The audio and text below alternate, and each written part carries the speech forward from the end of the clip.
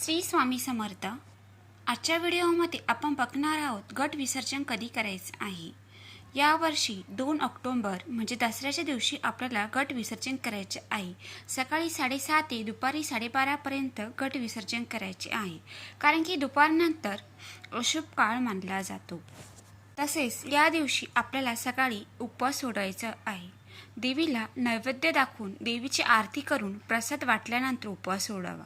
परंपरेनुसार साधा नैवेद्य खीर, पुरणपोळी किंवा हलका गोड पदार्थ दाखवला जातो। देवीला प्रथम अर्पण करावा, त्यानंतर कुटुंबांनी सेवन करावं। नंतर अखंड दिव्याचे काय करावे?